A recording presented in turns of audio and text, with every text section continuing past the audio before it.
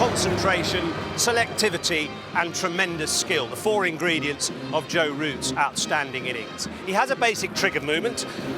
Just as the bowler's about to bowl, he takes a little step back like that and brings his left foot inside the crease as well, and he tries to play as many shots as possible in this kind of area. A little scratch of his guard and three little taps with his bat, and that's the cue to switch on again. And you can see lots of the yellow balls that he's hit off the back foot here, the boundaries, in control when the ball is a bit short.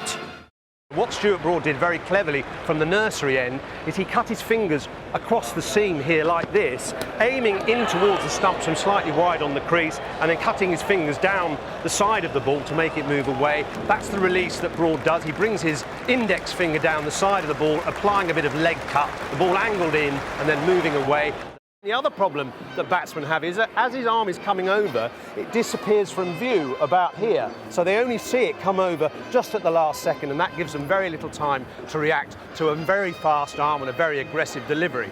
Just in preparation for release here, the body pulled taut like a catapult, the bowling arm right down low, the front arm right up high. Then you can't see the ball there from that little position. The ball disappears, then it suddenly reappears. A very fast short ball to Johnny Bairstow. It's very difficult to duck, and all he can do is parry it through to the keeper. Now Steve Smith steps across and he covers that line really effectively. So then he gets right across here and he then works the ball from this line over to the leg side where there are no fielders. So that is a disruptive kind of method, which is hard to combat because bowlers are very conditioned to bowling that particular way. I love it when a guest brings a little accessory, exactly. That'd be really, even if you don't follow cricket carefully, that would be interesting to watch that, because the step across of Steve Smith and whether the English bowlers can get that leg stump. Those are some extracts of some of the pieces I've done over the years. Now this next item is a piece I recorded for the Sunset and Vine highlights pitch, but I think could act as a standalone piece online as well, added to by going round the ground and interviewing pundits who may not be working for anyone in particular, but who have a particular expertise in this sort of area. Jofra Archer has been the speed sensation of the Ashes. From a seemingly leisurely run-up, generating consistent speeds of over 90 miles an hour. How does he bowl so fast? That rigid front leg and exceptionally long arms enables him to release the ball from a greater height than Stuart Broad, for instance, meaning more pace and bounce. It was the irregularity of his bounce at extreme speed with an older ball that got Steve Smith into such trouble. He couldn't decide whether to play, hook or duck.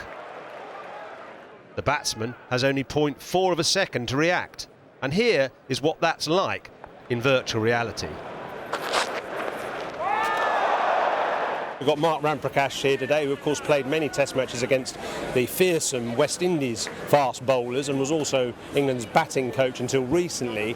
So Mark, how do you decide whether to duck or to hook or to play a fast short pitch bouncer? Well, I think first of all a lot of players are either hookers, compulsory hookers, or they don't hook and they just get out of the way. I think as a batsman it's really important to have all the options available. So to play the short ball, I would start with the feet, actually. And so what I would do is I would say to a young player that they've got to have some knee bend. Some knee bend to be able to flexible, to be able to move forward and back, and then to be able to sway or duck. And that's important to have a bit of knee bend. If you come up here towards the shoulders, I wouldn't really want someone to get too square on.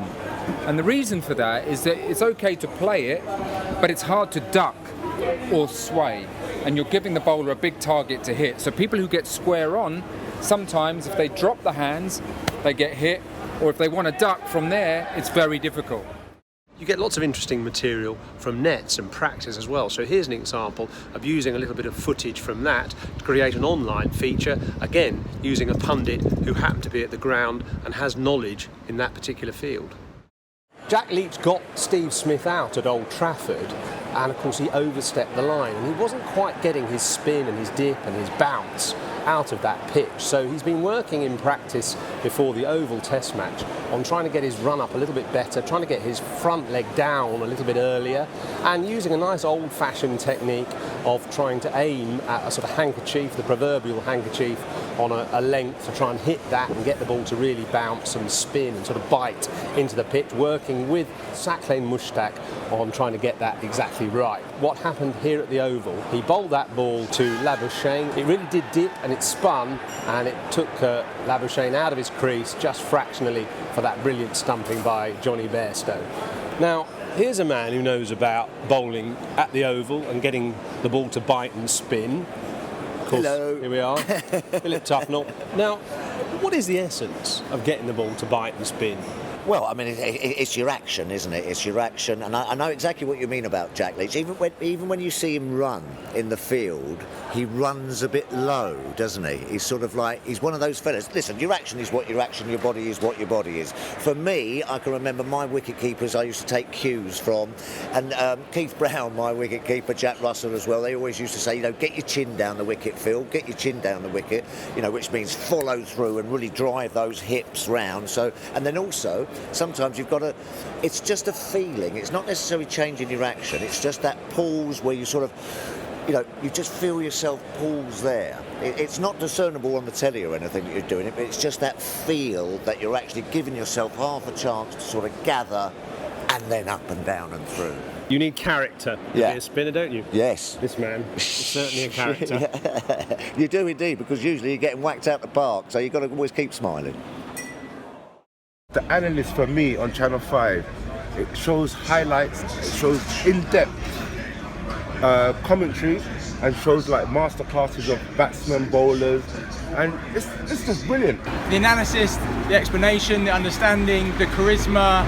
When I see this man, I want to watch what he's doing. I've never met him before, so I've just stopped in the street to say this absolutely straight up. Simply the most important thing is to take the sport beyond just what they see and give them a bit of extra insight. And no one in the history of cricket, or indeed in the history of sport, has done it as well as the Analyst.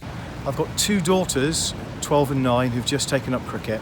And whenever I'm watching the cricket, they all come in and watch the analysis, and they really enjoy that. You are a great analyst. You know what you're talking about.